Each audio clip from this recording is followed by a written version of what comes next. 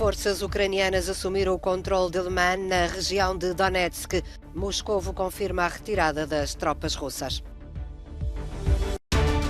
Terminaram fugas de gás no Nord Stream 2. O gasoduto russo tinha sido danificado por explosões submarinas.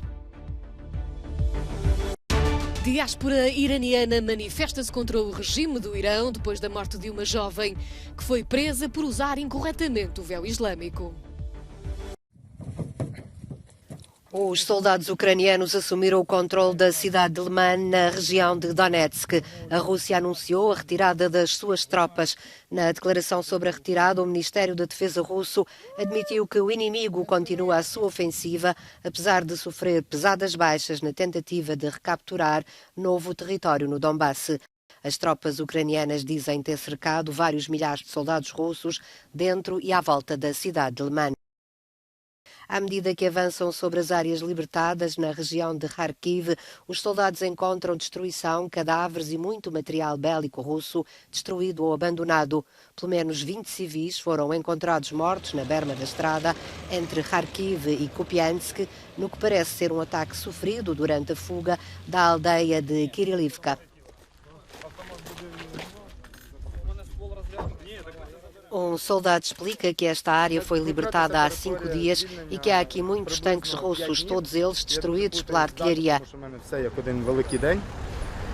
Aquele porta-aviões, diz, foi destruído por um drone kamikaze que nos foi dado pelos nossos parceiros ocidentais e a infantaria foi morta durante um tiroteio. A perda de Liman é um novo revés para o exército russo, numa altura em que a ofensiva ucraniana avança e Moscovo tenta mobilizar reservistas para o terreno após ter anexado 4 regiões que não controla na totalidade. A Rússia prendeu Igor Murashov, o diretor-geral da central nuclear de Zaporizhia, que está sob controle russo no sul da Ucrânia. A notícia da detenção foi divulgada por Petro Kotin, o responsável pela agência nuclear ucraniana. Segundo Kotin, Murashov foi detido por uma patrulha russa quando se dirigia para a cidade de Enerhodar, controlada pela Rússia, depois de sair da central nuclear. A central nuclear de Zaporizhia, a maior da Europa, situa-se em território anexado pela Rússia, está ocupada por tropas russas desde 4 de março e tem sido alvo de vários ataques bombistas nos últimos meses. As 2 fugas de gás detectadas no gasoduto russo Nord Stream 2, que liga a Rússia e a Alemanha através do Mar Báltico, cessaram, segundo as autoridades dinamarquesas. As condutas, tanto no Nord Stream 1 como 2, tinham sido danificadas por explosões submarinas em águas internacionais, 2 na zona dinamarquesa e 2 na zona sueca. Foi libertado o gás armazenado para a atmosfera, mas a origem das explosões continua desconhecida. Tanto Moscou como Washington negam qualquer responsabilidade. Os búlgaros vão às urnas este domingo em eleições legislativas pela 4ª vez em 18 meses. Segundo as últimas sondagens, 7 partidos podem entrar no Parlamento, mas a verdadeira escolha será entre o reformista Kirill Petkov e o dinossauro da política búlgara Boyko Borisov. Este eleitor diz que o resultado é imprevisível e espera que as pessoas sejam corajosas e votem por algo novo, algo diferente. Mas os analistas acreditam que esta eleição será muito impactada pela guerra na Ucrânia e pela crise na Europa, e os eleitores tendem a não arriscar em algo novo nestas circunstâncias. O analista político Parvan Semyonov, do Instituto Internacional Gallup, diz que enquanto nas sondagens anteriores a divisão era a favor e contra o modelo de governação dos últimos 10 anos, personificado pelo gerbe de Boyko Borisov, as principais questões agora são a estabilidade, a manutenção dos preços baixos e a gestão das consequências da guerra. Uma recente sondagem Gallup atribui o primeiro lugar ao gerbe de Boyko Borisov, com 25,9%, seguido do partido de Petkov, Continuamos a Mudança, com 19,2%. Centenas de pessoas protestaram em Londres neste sábado contra o elevado custo de vida no Reino Unido, um dos países que registra um aumento sem precedentes dos preços e uma inflação galopante que atingiu níveis máximos dos últimos 40 anos. Os manifestantes, convocados pelos sindicatos e pelas principais organizações não governamentais, denunciaram a política económica do governo conservador, liderado pela primeira-ministra Liz Truss. De acordo com uma recente sondagem de opinião, Truss devia demitir-se, apesar de ter assumido o cargo há menos de um mês.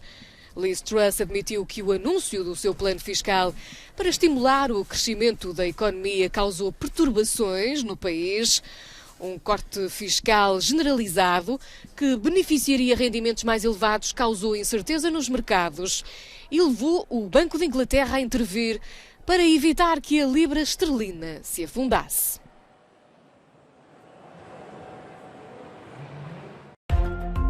Cerca de 2.000 pessoas reuniram-se este sábado no centro de Bagdade para comemorarem o 3º aniversário dos protestos de 2019. Os manifestantes concentraram-se na Praça Tahrir, onde ocorreram os protestos de há 3 anos, pedindo justiça para os que perderam a vida na altura. Segundo as autoridades, terão morrido 560 pessoas nos protestos violentos que levaram à admissão do primeiro-ministro.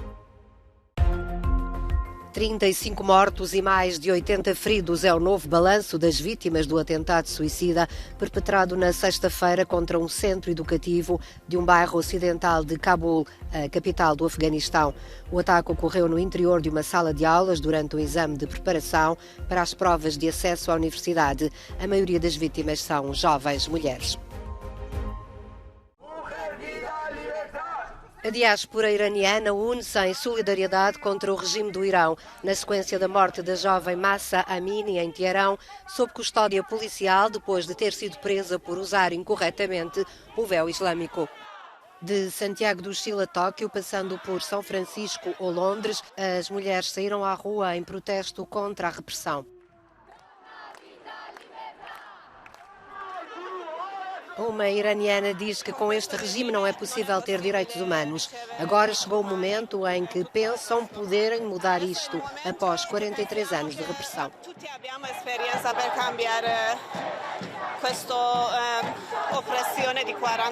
Em última análise, diz esta outra iraniana, não queremos mais este governo, não queremos mais ayatollahs. As autoridades iranianas reprimiram violentamente manifestações dentro do país, resultando em pelo menos 83 mortes, de acordo com uma ONG, 41 de acordo com números oficiais. As universidades de Teherão reabriram no sábado, depois de terem estado fechadas durante uma semana.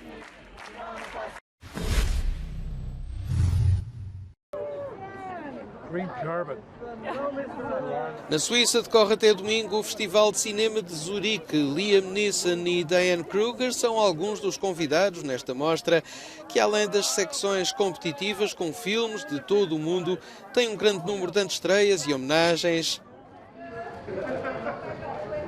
Eddie Redmayne e Charlotte Gainsbourg são os atores galardoados este ano com o prémio Olho de Ouro.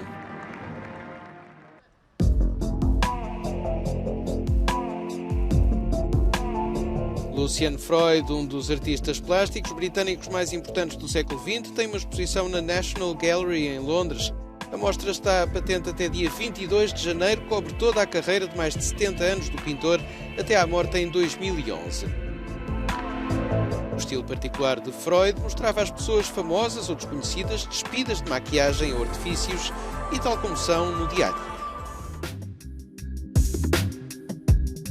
Habibi, as Revoluções do Amor, é uma exposição coletiva de 23 artistas do Magreb, Médio Oriente e diásporas que se debruça sobre as questões de género e cultura LGBT no mundo árabe.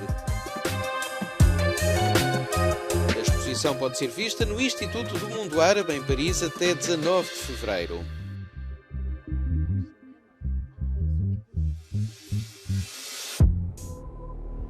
Julio González, Pablo Picasso e a desmaterialização da escultura é o nome da exposição que pode ser vista na Fundação MAPFRE, em Madrid, até ao dia 8 de janeiro.